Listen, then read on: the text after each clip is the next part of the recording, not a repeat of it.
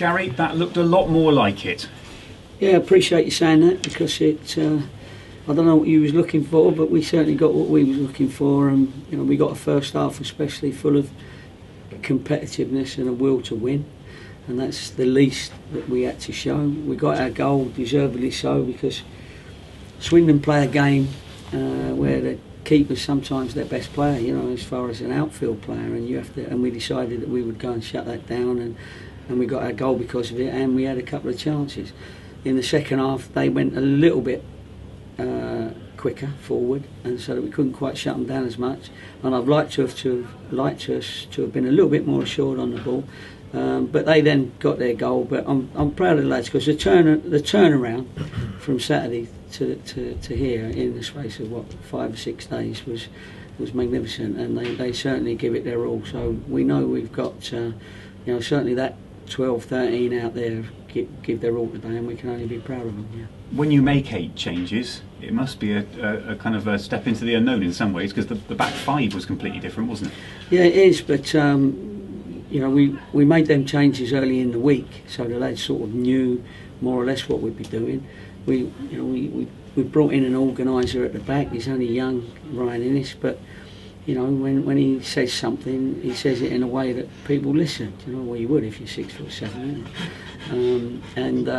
and that's good, because we needed to play our tactics, and it was very important that our back 4 played how we wanted them to play, and it worked out for us as far as that was concerned. But of course we're disappointed drawing 1-1 from being 1-0 up, but because of last Saturday, it was a great performance, and I hope that the supporters have seen that everybody's still relentlessly well up for it. He reminded Ryan Innes, we mentioned it in commentary, he reminded us of the kind of player that Shane Duffy was for you last season, the no-nonsense centre-half. Yeah, certainly no nonsense, yeah, so that'd be good news for him, wouldn't it? Because Shane Duffy went for $1.5 million, didn't he? So I'll tell Ryan that. He'd probably get a bit cocky now, but he's...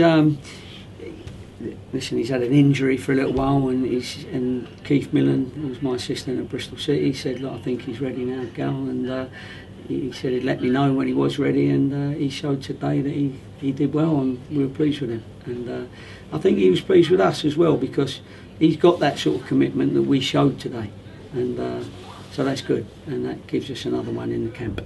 Young Jordan Hewler can't buy a goal at the moment, can he? It seems to go everywhere but where he wants it. Yeah, nobody can say his name properly either. That's about the 5th person who said his name. Anyway. How do you say it? No, I'm not going to say it. Geordie.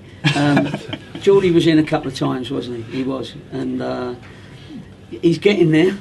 He's only a young lad. Man City were here keeping an eye on him. So he had that sort of little bit of pressure as well.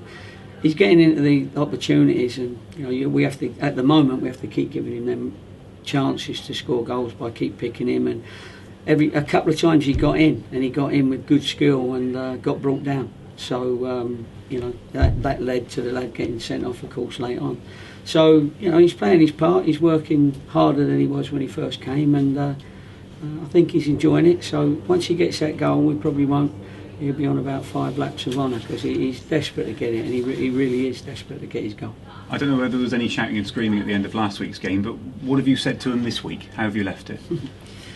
Yeah, there was a bit of shouting and screaming, let's say, but I've got two staff that are brilliant for me, and Terry and Darren, and we've always said, when one's a bad cop, the others ain't good cops. We're all bad, and so unfortunately the lads have all been bad cops.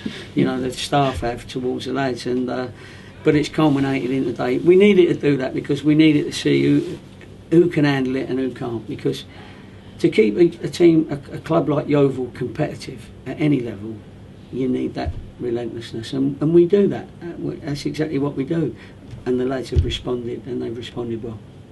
Well done today, a good point, and appreciate it. Sheffield United next, isn't it? Yeah, it's a big point. I think it is Sheffield United next, and but the name of the team is a big name, isn't it? Sheffield United. And you're thinking, well, you're going away to Sheffield United. They'll probably think they owe us one from the playoff semi-final, but hopefully we can go there. We'll play to our strengths. We'll look at their game and try and alleviate that. I don't know how they got on today, so I don't know how they're going to be feeling, but it's about us, and we've got no reason to think that we couldn't go up there and get a result.